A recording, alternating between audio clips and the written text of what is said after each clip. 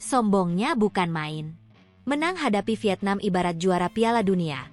Begini komentar Presiden FA Malaysia Jelang hadapi Timnas Indonesia U23 di Piala AFF U23 2025, secara mengejutkan bilang begini.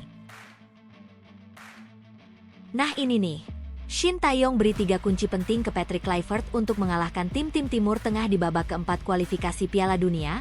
Kluivert wajib nyimak.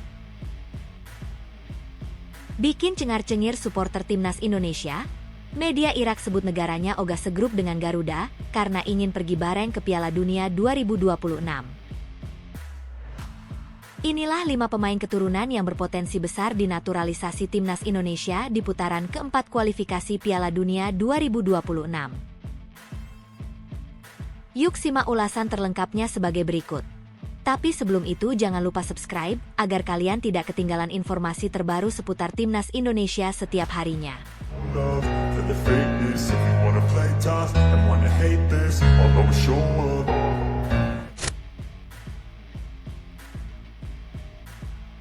Sombongnya bukan main. Menang hadapi Vietnam ibarat juara Piala Dunia. Begini komentar Presiden FA Malaysia Jelang hadapi Timnas Indonesia U23 di Piala AFF U23 2025, secara mengejutkan bilang begini. Gelombang panas mulai menyapu sepak bola Asia Tenggara. Stadion utama Gelora Bung Karno dan Stadion Patriot Candrabaga di Jakarta dan Bekasi bersiap menjadi saksi pertempuran sengit para bintang muda. Namun, sebelum laga pembuka berbunyi, sorotan tertuju pada pernyataan mencolok dari Presiden Federasi Sepak Bola Malaysia, FAM, Datuk Haji Hamidin Haji Mohamad Amin. Menyusul kemenangan gemilang tim senior Malaysia 4-0 atas Vietnam dalam kualifikasi Piala Asia 2027, Hamidin dengan penuh percaya diri menyebut raihan tersebut bak menjuarai Piala Dunia. Pernyataan ini dilontarkan menjelang duel Timnas Malaysia U23 melawan Indonesia U23 di fase grup Piala AFF U23 2025, Juli 2025, di Jakarta. Dengan gaya santai namun tajam, Hamidin memuji tim mudanya dan menyiratkan keyakinan bahwa Indonesia akan kesulitan menghadapi Malaysia. Ucapan ini langsung memicu perbincangan sengit, menambah bumbu pada rivalitas klasik yang siap meledak di lapangan. Apa yang melatar belakangi pernyataan Hamidin? Bagaimana dampaknya terhadap dinamika kedua tim? Berikut ulasan mendalam atas tensi yang kian memuncak. Pada 10 Juni 2025, tim senior Malaysia mencatatkan sejarah dengan mengalahkan Vietnam 4-0 di Stadion Nasional Bukit Jalil, Kuala Lumpur, dalam laga grup F kualifikasi Piala Asia 2027. Gol-gol tercipta pada babak kedua melalui serangan terkoordinasi yang memanfaatkan kelemahan pertahanan Vietnam. Kemenangan ini menjadi tonggak bersejarah, karena merupakan yang pertama melawan Vietnam dalam 11 tahun, mengakhiri dominasi lawan yang sebelumnya memenangkan 7 dari 8 pertemuan terakhir. Hasil ini menempatkan Malaysia di puncak grup dengan selisih gol mengesankan, sekaligus memicu gelombang optimisme menjelang turnamen regional. Bagi Hamidin, momen ini adalah bukti kebangkitan sepak bola Malaysia. Dalam wawancaranya baru-baru ini bersama media Malaysia, ia dengan nada santai namun mencolok menyatakan bahwa kemenangan tersebut terasa seperti mengangkat trofi Piala Dunia, sebuah perbandingan yang langsung mencuri perhatian penggemar dan pengamat sepak bola di kawasan. Pernyataan Hamidin tidak berhenti pada kejayaan tim senior. Menjelang Piala AFF U23 2025, ia mengalihkan perhatian pada Piala AFF 2025 antara Malaysia U23 dan Indonesia U23. Dengan gaya yang santai namun penuh percaya diri, ia memuji potensi tim mudanya dan menyiratkan bahwa Indonesia akan menghadapi tantangan berat. Kemenangan atas Vietnam adalah bukti kami punya taring. Rasanya seperti menggenggam Piala Dunia. Tim muda kami punya semangat yang sama, dan saya yakin mereka siap bikin kejutan di Jakarta. Indonesia, mereka tim kuat, tapi kami punya nyali untuk menang, ujarnya dengan senyum tipis. Meski disampaikan dengan nada ringan, pernyataan ini tetap menyulut semangat pendukung Indonesia yang menilai ucapan Hamidin sebagai tantangan terselubung. Kata-katanya memanaskan suasana jelang laga, menambah intensitas pada rivalitas yang sudah puluhan tahun membara antara kedua negara. Timnas Indonesia U23, di bawah kendali Gerald van den Burg, hadir dengan bekal prestasi yang mentereng. Van den Burg, yang ditunjuk PSSI pada Januari 2025, membawa pendekatan taktik modern yang mengutamakan kecepatan dan organisasi permainan. Skuad ini memadukan talenta lokal seperti Muhammad Ferrari dan Ramadan Sananta dengan pemain keturunan seperti Rafael Struijk dan Ivar Jenner yang memiliki pengalaman di kompetisi Eropa. Indonesia memiliki sejarah gemilang di Piala AFF U23, meraih gelar juara pada 2019 dan menjadi runner-up pada 2023. Di bawah Shin Tae-yong, pendahulu Vandenburg, Indonesia mencapai semifinal Piala Asia U23 2024, mengalahkan Korea Selatan 2-1 di perempat final, sebuah pencapaian yang mengguncang Asia. Sebagai tuan rumah Piala AFF U23 2025, dengan dukungan supporter yang dikenal fanatik, Indonesia bertekad menjawab pernyataan Hamidin dengan kemenangan di lapangan. Vandenburg, dalam tanggapannya, menegaskan kesiapan timnya. Kami menghormati Malaysia, tetapi fokus kami adalah performa terbaik.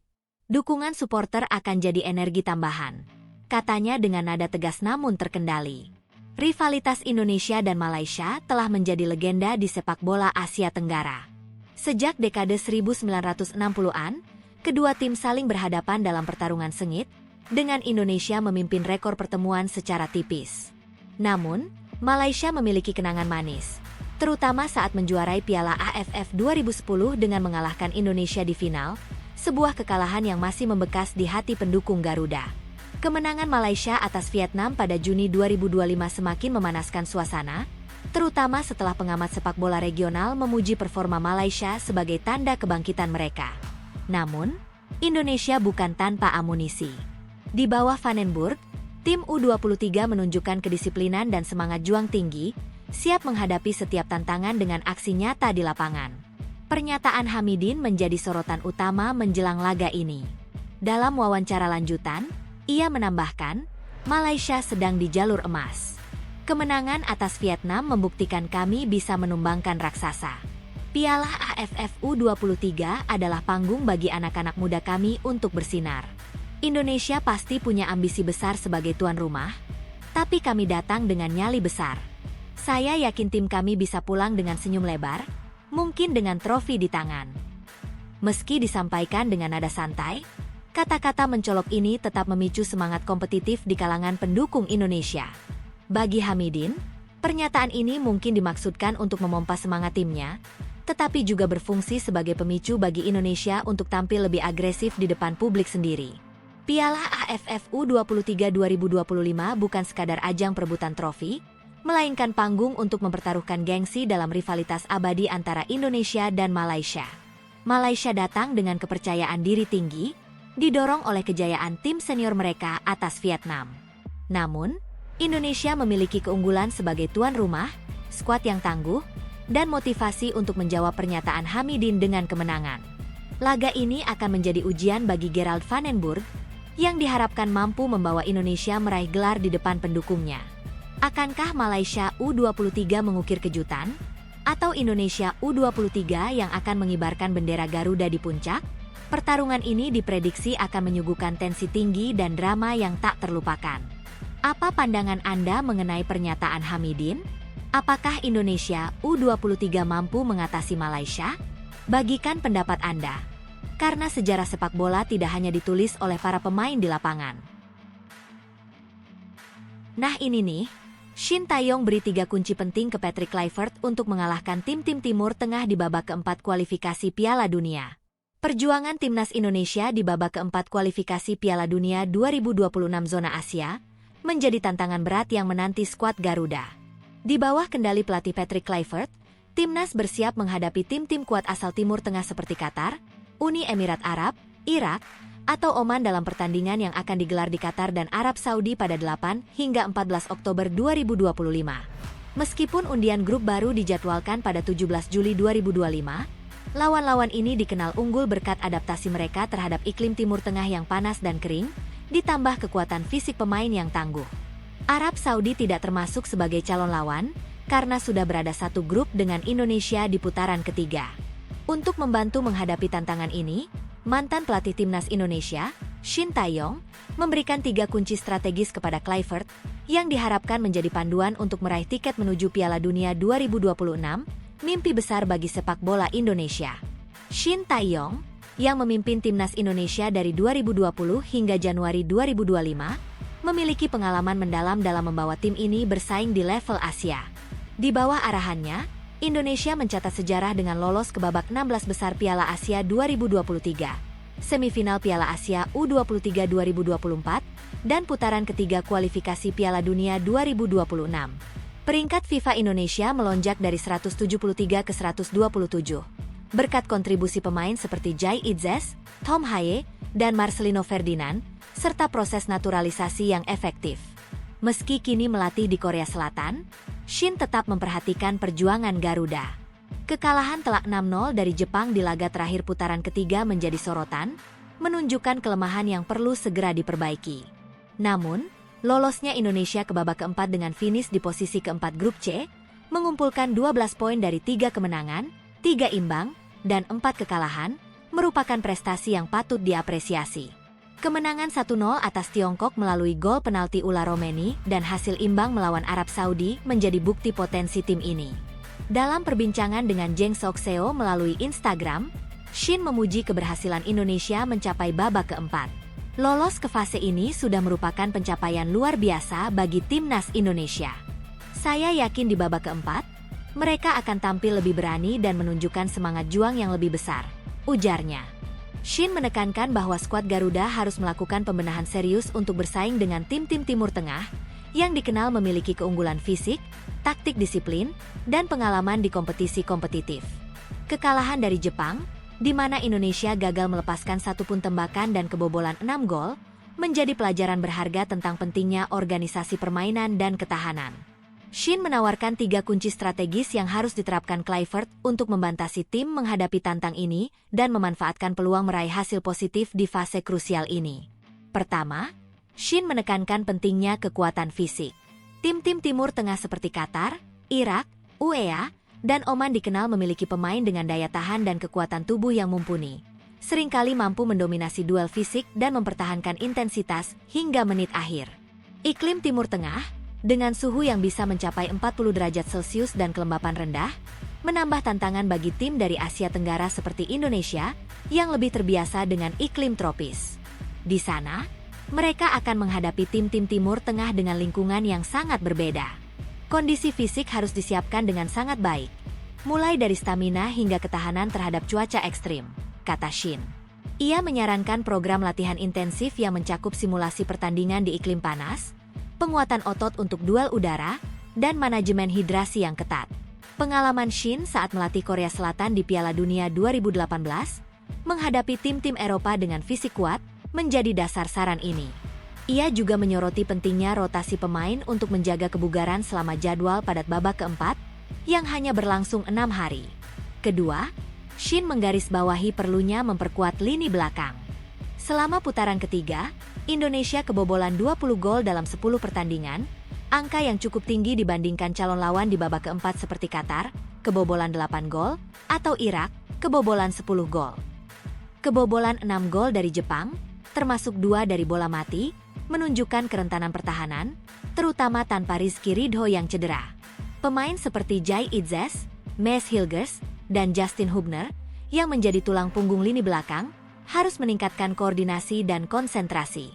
Memperkuat pertahanan sangat penting. Meski itu tidak mudah. Tim-tim Timur Tengah sering memanfaatkan bola-bola panjang dan situasi bola mati. Jika lini belakang solid, peluang untuk menahan imbang atau menang akan lebih besar, tutur Shin.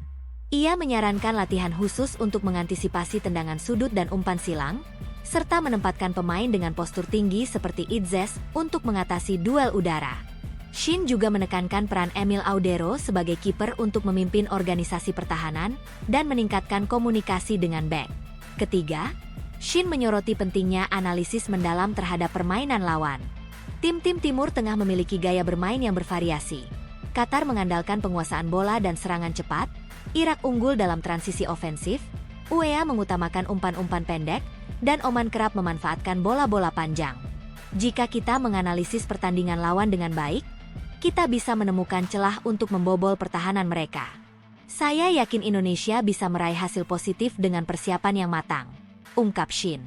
Ia menyarankan tim pelatih menggunakan teknologi video analisis untuk mempelajari pola permainan lawan, seperti kebiasaan bek saat menghadapi serangan balik atau kelemahan kiper dalam menangani tembakan jarak jauh. Shin juga menekankan pentingnya memaksimalkan kekuatan Indonesia, seperti kecepatan pemain sayap Yance Sayuri dan kreativitas Tom Haye di lini tengah, untuk mengeksploitasi kelemahan lawan. Pengalamannya mengalahkan Jerman di Piala Dunia 2018 dengan Korea Selatan menjadi contoh bagaimana analisis yang tepat dapat membawa hasil mengejutkan. Lolosnya Indonesia ke babak keempat sudah menjadi langkah bersejarah. Tetapi mimpi untuk tampil di Piala Dunia 2026 menuntut kerja keras ekstra. Kekalahan dari Jepang dan Australia, 5-1, di putaran ketiga menunjukkan bahwa Indonesia masih kesulitan melawan tim elit. Namun, kemenangan atas Tiongkok dan Bahrain, 1-0, membuktikan bahwa skuad Garuda mampu bersaing jika bermain dengan disiplin dan percaya diri. Kluivert, yang menggantikan Shin pada Januari 2025, menghadapi tekanan besar untuk memenuhi ekspektasi publik Indonesia. Rekam jejaknya sebagai pelatih, termasuk kesuksesan di Beloften Eredivisie 2011-2012, tetapi kegagalan di Curaçao, menjadi sorotan. Shin, yang paham betul karakter tim ini, menegaskan bahwa kunci sukses terletak pada persiapan matang dan keberanian. Patrick harus memastikan tim bermain tanpa rasa takut. Tim-tim Timur Tengah kuat, tapi mereka juga punya kelemahan. Dengan fisik yang siap, pertahanan solid, dan analisis yang tepat, Indonesia bisa membuat kejutan, katanya. Babak keempat akan menjadi ujian sejati bagi Kluivert dan skuad Garuda. Qatar, dengan pengalaman di Piala Dunia 2022, Irak dengan tradisi sepak bola yang kuat, UEA dengan investasi besar di pemain muda, dan Oman dengan gaya permainan fisik, masing-masing menyajikan tantangan unik. Indonesia harus memanfaatkan keunggulan seperti semangat juang dan dukungan supporter diaspora di Timur Tengah untuk mengimbangi kekuatan lawan. Shin menyarankan Kluivert untuk membangun mentalitas pantang menyerah, seperti yang ia tanamkan saat Indonesia menahan imbang Vietnam di Piala Asia 2023. Ia juga menekankan pentingnya memanfaatkan pemain kunci seperti Beckham Putra Nugraha dan Ula Romeni untuk menciptakan peluang di lini depan, meski mereka terisolasi dalam laga melawan Jepang. Dengan jadwal yang padat, manajemen waktu pemulihan dan strategi rotasi akan sangat menentukan.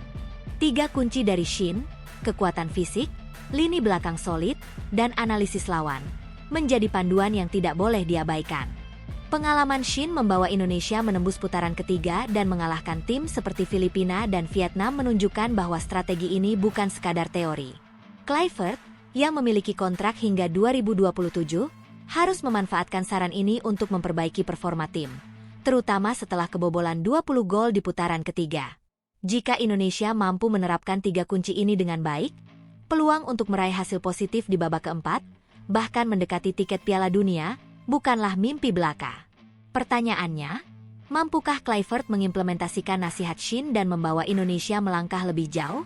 Pendapat Anda tentang strategi ini layak disimak, karena perjalanan Garuda di kancah dunia masih panjang. Bikin cengar-cengir supporter timnas Indonesia, media Irak sebut negaranya ogah segrup dengan Garuda karena ingin pergi bareng ke Piala Dunia 2026. Media Irak mengaku enggan negaranya segrup dengan timnas Indonesia karena ingin keduanya pergi bareng ke Piala Dunia 2026. Timnas Indonesia dan Irak menjadi salah 2 dari 6 negara kontestan putaran keempat kualifikasi Piala Dunia 2026 zona Asia, yang akan digelar Oktober 2025. Skuad Garuda menyegel 1 tiket itu setelah finish di posisi keempat grup C putaran ketiga kualifikasi Piala Dunia 2026 dengan meraih 12 poin. Selain Timnas Indonesia, 5 negara lainnya yang juga bakal bersaing di putaran keempat adalah Irak, Oman, Qatar, Arab Saudi, dan Uni Emirat Arab. Nantinya, mereka akan dibagi ke dalam 2 grup yang masing-masing berisi 3 tim untuk bertarung dalam format terpusat mulai 8 hingga 14 Oktober 2025. Setiap juara grup akan mengamankan 2 tempat tersisa yang lolos otomatis lolos ke Piala Dunia 2026, selagi runner-up lanjut ke playoff putaran kelima. Adapun, putaran keempat itu bakal digelar di Arab Saudi dan Qatar. Pengundian resmi dijadwalkan akan diadakan pada 17 Juli 2025. Pot 1 otomatis diisi Arab Saudi dan Qatar. Sementara pot 2 ada Irak dan Uni Emirat Arab selagi timnas Indonesia masuk pot 3 bersama Oman. Sehingga, ada 2 dari 4 tim yang berpotensi menjadi lawan skuad Garuda yakni Arab Saudi, Qatar, Irak dan Uni Emirat Arab. Salah satu media Irak, Irakis_Insinyur, kembali mengulas sejarah negaranya ketika menghadapi tim-tim peserta putaran keempat termasuk Indonesia. Salah satunya keberhasilan Irak mengalahkan timnas Indonesia 2 kali di putaran kedua kualifikasi Piala Dunia 2026 pada 2024. Kemudian Irak juga berhasil menjungkalkan UEA di kualifikasi Piala Dunia 2022 dan mengalahkan Oman di kualifikasi Piala Dunia 2026-2024. Di sisi lain, Irak kalah dari Qatar di kejuaraan internasional Yordania 2023 melalui adu penalti dan takluk dari Arab Saudi di Piala Teluk 2024. Tim nasional Irak baru-baru ini memainkan serangkaian pertandingan penting melawan tim-tim yang sebagian akan mereka hadapi di babak playoff Piala Dunia.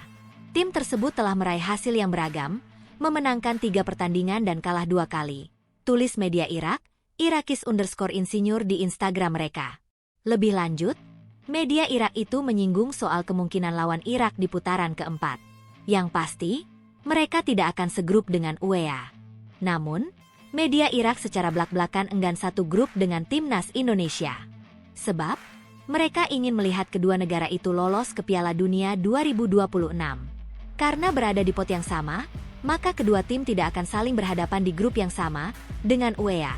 Sebab mekanisme pembagian grup didasarkan pada menghindari pertemuan dua tim yang memiliki level yang sama secara bersamaan, tulis Irakis_Insinyur. Kami berharap tidak berada satu grup dengan tim nasional Indonesia yang bersaudara dalam undian, karena kami ingin pergi ke Piala Dunia bersama, imbuh media Irak itu. Meski hanya pernyataan dari sebuah media Irak. Namun setidaknya hal itu bisa membuat supporter timnas Indonesia tersenyum mendengarnya. Terbukti, sejumlah supporter Garuda turut meninggalkan komentar positif dan dukungan terhadap Irak dalam unggahan tersebut. Inilah 5 pemain keturunan yang berpotensi besar dinaturalisasi timnas Indonesia di putaran keempat kualifikasi Piala Dunia 2026. Timnas Indonesia melaju ke putaran keempat kualifikasi Piala Dunia 2026 zona Asia. Meski begitu, tantangan besar telah menanti karena Indonesia bertemu Qatar, Arab Saudi, Oman, hingga Uni Emirat Arab.